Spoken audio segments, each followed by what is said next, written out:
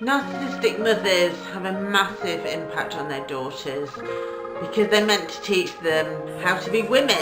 So this video is going to explore in further detail what the long-term impact and consequences are for children of narcissistic mothers.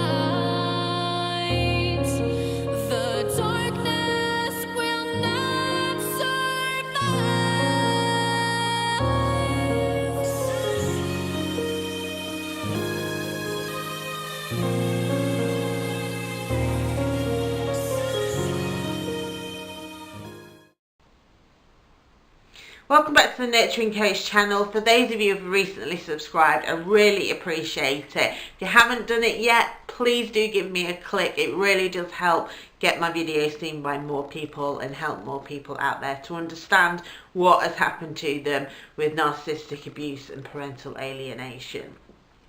So today I want to talk about the impact of narcissistic mothers on daughters, because we learn how to be a woman from our own mothers. So it's a massive deal, and we'll look at the mother-son relationship and the father-daughter in further videos, but I wanted to start with this one because that's kind of where I have the experience. I don't have a lived experience as in my mother isn't narcissistic, but I've witnessed firsthand narcissistic mother, in fact 2 generations of narcissistic mothers and their daughters, and the long-term impact that has had on them. So think about it. You're a baby girl, and you are born to a narcissist mother who isn't in tune with you. So developmentally you struggle to learn how to regulate your emotions, because narcissists have no empathy. So when their children cry, they don't know what they're crying for. They'll often say, oh, they're fine, they'll be all right. They don't rush to them. Like our natural instinct as a mum is to run when we hear our baby cry. And I know a lot of people say you should give them some time, but actually they need that security. They need to know that when they cry that we're there for them. That's part of developing a secure attachment. And narcissistic mothers can't do that. So children end up growing up and developing without the neural pathways to self-regulate their own emotions. They literally don't build those pathways, so they don't know how to regulate. So when they feel sad, they don't know how to make themselves feel better. They rely upon parent. That's what we do. We rely upon them, and that help that they give us helps develop those pathways. But when that help isn't given, we fall into disarray, and children don't know how to then manage their own emotions. And we see that a lot in narcissistic adults particularly. And so this child isn't getting that comfort, that secure attachment from the mother. And as the daughter grows up, you start to notice similarities. We learn gender 6-7 years of age. We kind of pick up on the fact that boys and girls are different. We start noticing maybe some bodily differences. And if we've got siblings, that's a little bit earlier when we have those conversations. But the daughter of a narcissist will start identifying more closely with her mother because they're the same gender, and that's what we do. And so she's going to look really closely. She's going to essentially be modelling her own behaviour on her mother's. She's going to want to behave just like mum.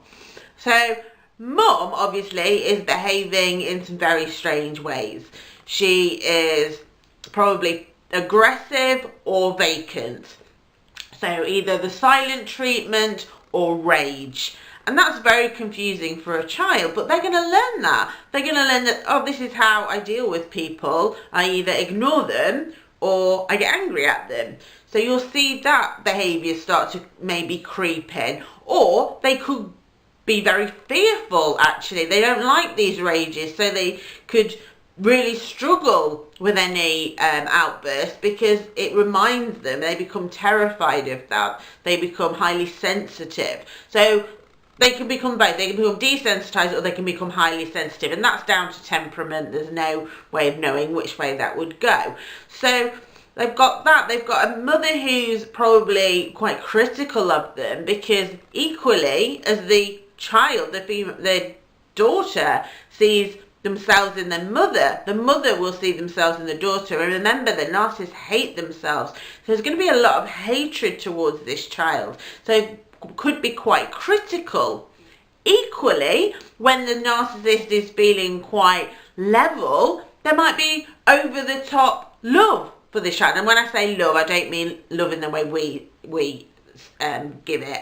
I mean, they may be very close to them. They may become the golden child at that point, because when the narcissist is feeling emotionally regulated, then they're able to give that out. They're able to pull this child closer and want them to, and be kind to them in as kind as they can be. So there's a push-pull dynamic going on there as well. So again, the daughter's left feeling very confused. She's wanted one minute, not wanted the next. And you can see these are going to have massive implications in adult life. But then also we've got the added dynamic of how mother treats father. And it may be that the family is intact, in which case narcissistic mother could be very domineering, very controlling of the non-narcissist parent. And that's going to affect how the daughter sees men. So you've got a lot of things going on for the daughter of a narcissist. And I'm just touching the surface with this, and I will cover more in my blog post tomorrow about this, because it's far too much for a video. But you can see that all of those different dynamics are going to really play on a daughter as they grow up. They're going to have difficulties with relationships because of how they view men and how they view themselves. They're going to have difficulties making decisions for themselves because the narcissist has been so controlling over them. There's going to be a lot of shame in that. There's going to be a lot of self-doubt because the narcissist has either made them make all decisions on their own or made all decisions for them, depending on the emotional state that the narcissist is in. So the narcissist daughter is going to really struggle with their own identity. They're not going to know who they really are. And if that's how you're feeling right now, there are things you can do. There are things you can do to move towards recovery. And again, I'm going to share more of this in my blog tomorrow. But a couple of things for you is that, first of all, please know that you are worthy of love. You should have been given love. You did nothing wrong. You are perfect just as you are. Please believe that. And also, be kind to yourself. Your parent wasn't able to give you that. Your mother wasn't able to give you that love and that validation that you need and that security that we require from our parents. But you can give that to yourself.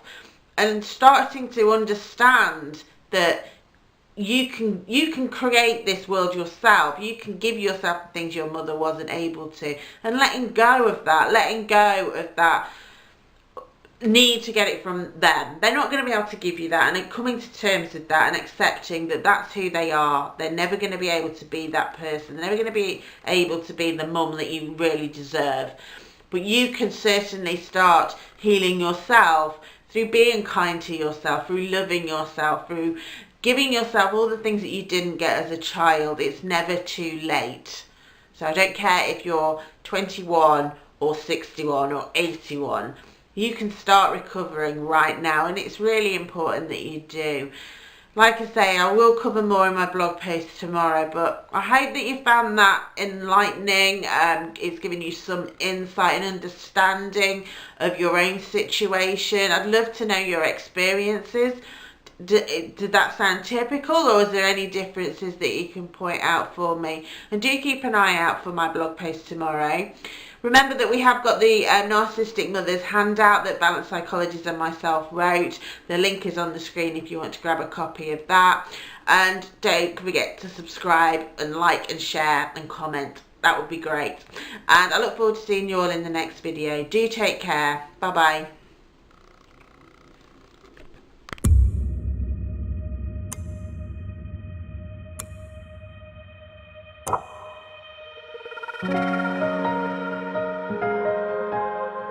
you.